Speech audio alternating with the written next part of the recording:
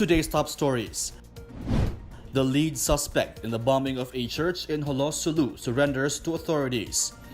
Malecon Young reminds lawmakers to practice transparency as they approve a resolution blocking public access to their salins.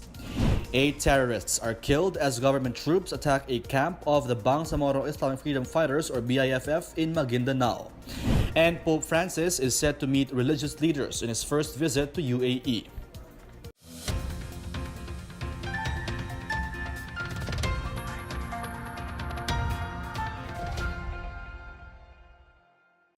Good day, I'm Pia Roses Morato. Welcome to the PNA Newsroom. The prime suspect in the bombing of a church in Jolo, Sulu has surrendered following intense police and military operations. The PNP is also looking into reports that Indonesian terrorists are involved in the attack.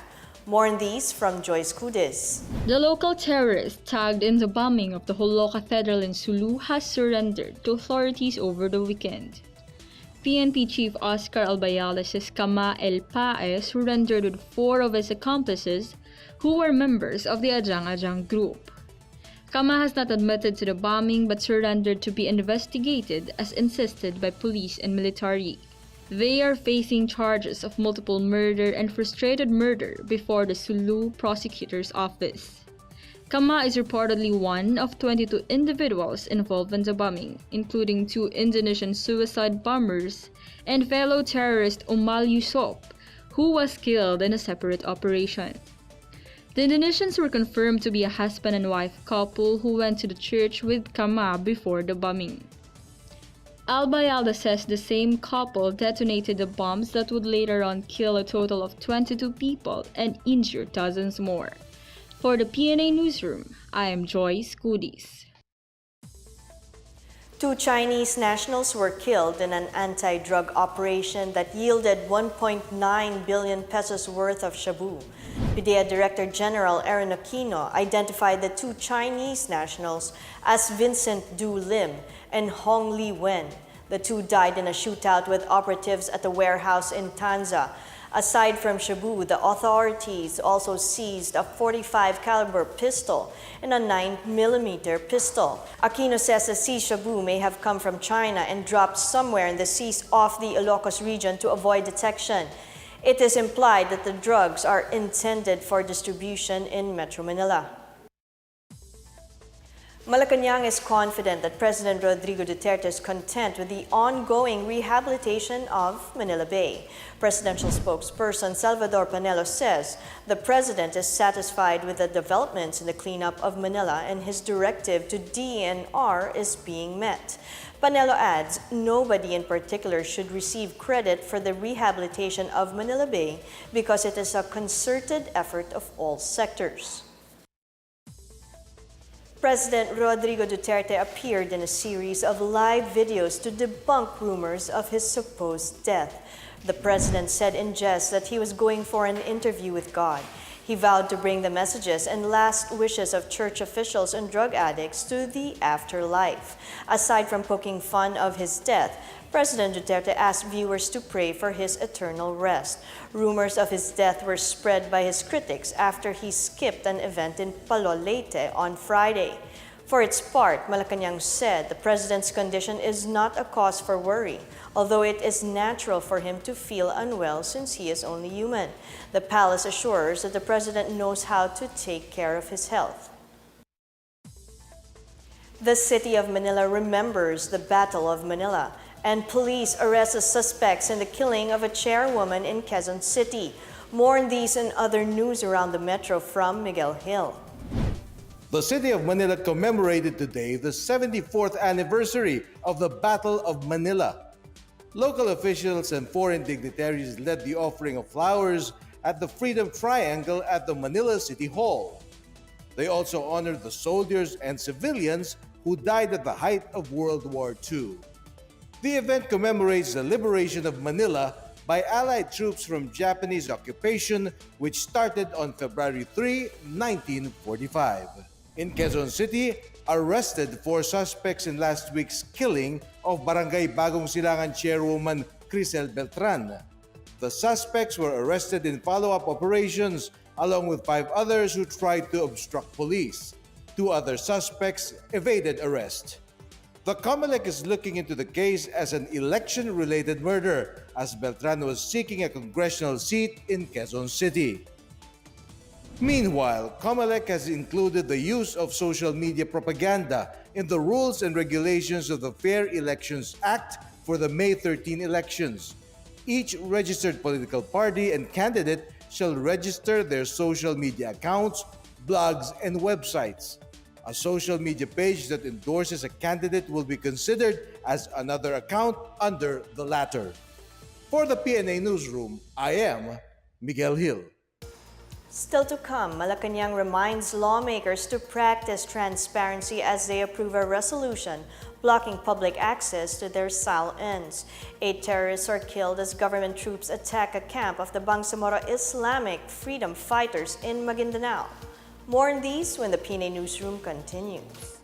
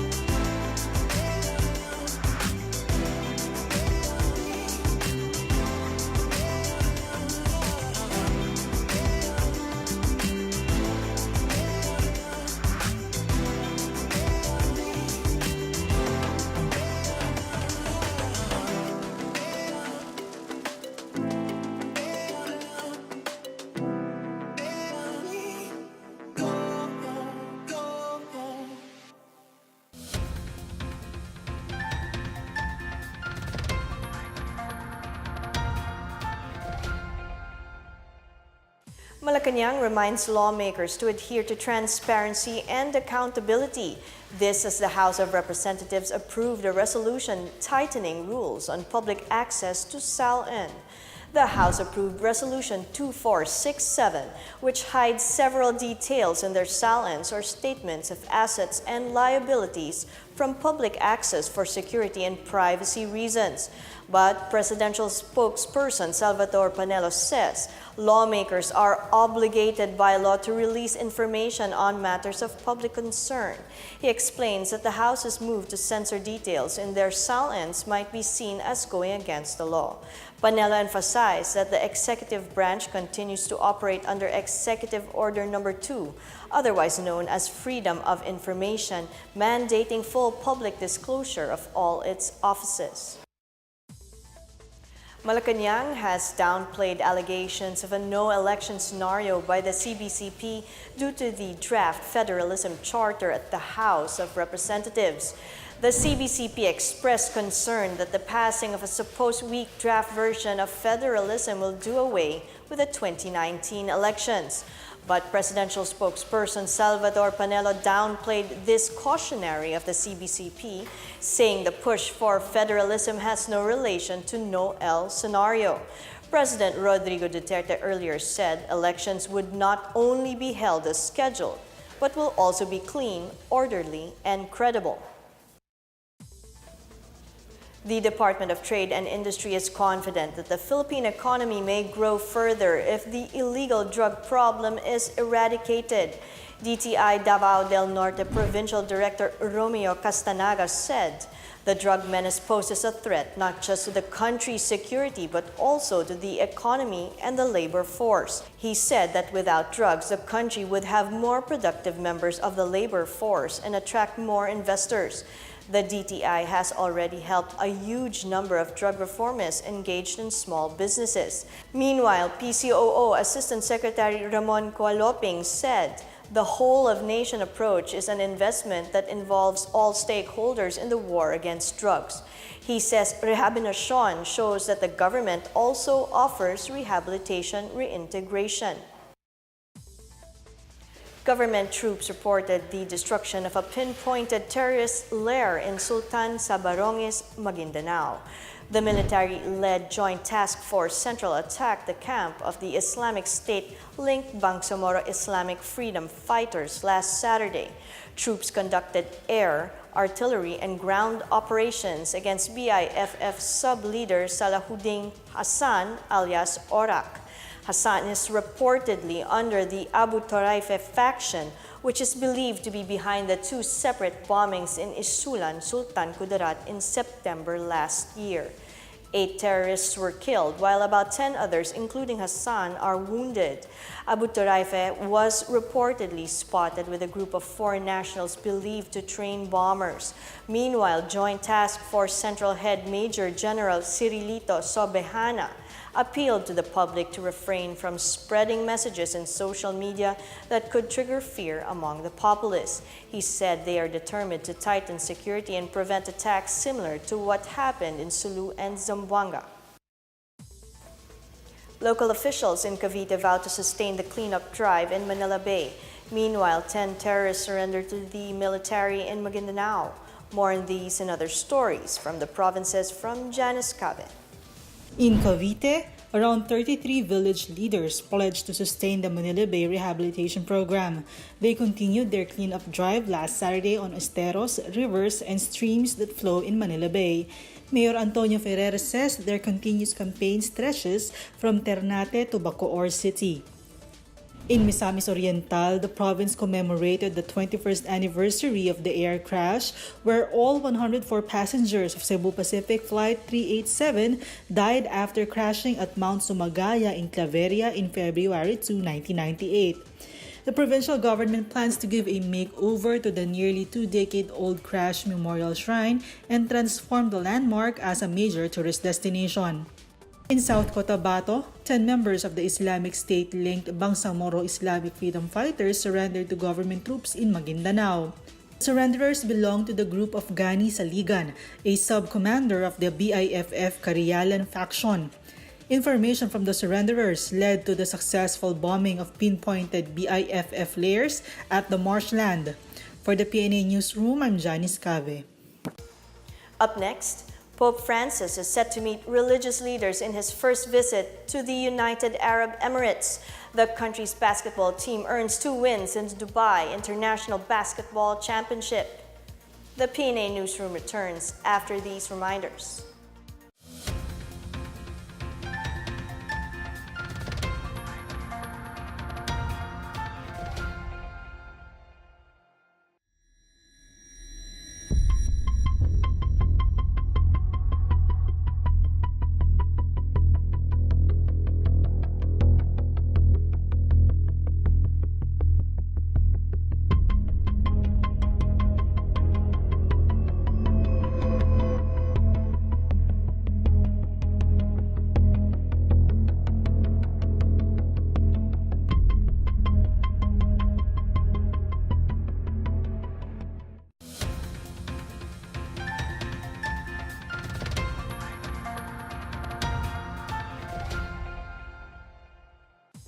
In our foreign news, Pope Francis makes his first visit to Arab Gulf state.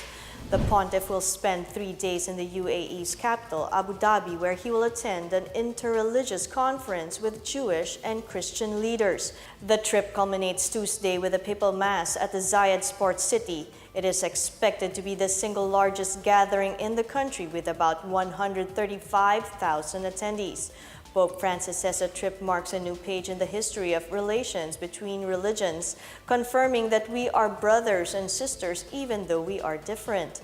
Before coming to Abu Dhabi, Pope Francis expressed concern over the war in Yemen, in which the UAE is participating. He called on all sides to implement an ongoing peace deal and help save millions of hungry people. The UAE is home to millions of Christians consisting of Filipinos and Indians. Meanwhile, a Buddhist movement is calling for a nuclear disarmament as part of its proposal for world peace. The 37th annual peace proposal by Daisaku Ikeda, titled Toward a New Era of Peace and Disarmament, a people-centered approach, was released last January 26. Ikeda is the president of the Soka Gakkai International Buddhist movement.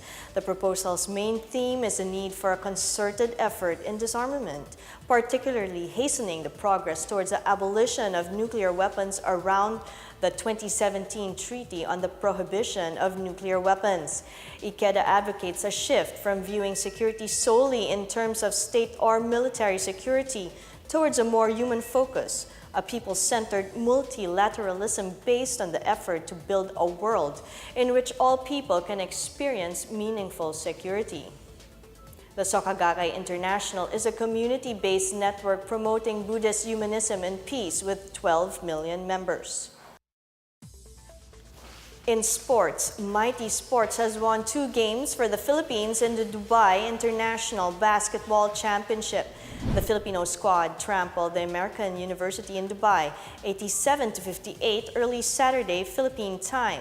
Justin Brownlee put 17 points and 6 rebounds to lead Mighty Sports, which looks to redeem itself from its lowly stint in 2017. Lamar Odom tallied 4 points and 7 rebounds in his first game back as a professional player. Mighty Sports then took down the United Arab Emirates national team 86-78 the next day. UAE failed to outscore the Philippine team despite recovering in the fourth quarter and lagged by as much as 20 points. Randolph Morris led Mighty Sports with 20 points and 6 rebounds, while Brownlee and Roosevelt Adams added 18 markers apiece. The Department of Health awarded local government units in Caraga region for their sincere commitment and sustained performances in the delivery of basic health services and implementation of health programs. Venus Garcia of PIA Caraga has the story. The Department of Health awarded local government units in Caraga region for their sincere commitment and sustained performances in the delivery of basic health services and implementation of health programs. The province of Surigao del Norte was recognized as the best performing province in the region and received a plaque, a monetary reward worth 100,000 pesos, and a mobile tablet. The province of Agusan del Sur came in second, Agusan del Norte third, while the province of Surigao del Sur came in fourth, followed by the Nagat Islands, where all received a certificate of recognition as well. Meanwhile, Tubod in Surigao del Norte emerged as the best performing municipality, enabling them to get a plaque and a check worth 50,000 pesos. Cabadbaran City was also declared as the best performing city, obtaining a plaque and a check reward worth 75,000 pesos. DOH Caraga Regional Director Jose Lacuna Jr. lauded and appreciated the LGUs for forging strategies for local health systems. We thank you so much for your effort, and we exhort you to continue doing the same functions as the health implementers, and we can assure you that we will journey together with the Department of Health in the attainment of the objectives of making quality health service delivery possible. Lacuna said the awards and recognition are given in order to leverage LGU participation in achieving universal health care. Dr. Arlene Felizarta, Provincial Health Officer and Assistant Provincial Administrator for Health Services and Hospital Concerns of Surigao del Norte, said that the advocacy and healthcare initiatives shall continue in their province so that more people will benefit from it. We'll push through with what have been started, and we'll really look into this LGU scorecard as our basis for whatever improvements and practices we still have to instill in the province. For the PNA Newsroom, Venus L. Garcia, Philippine Information Agency, Caraga. Let's now check out the weather forecast for Metro Manila and the rest of the country.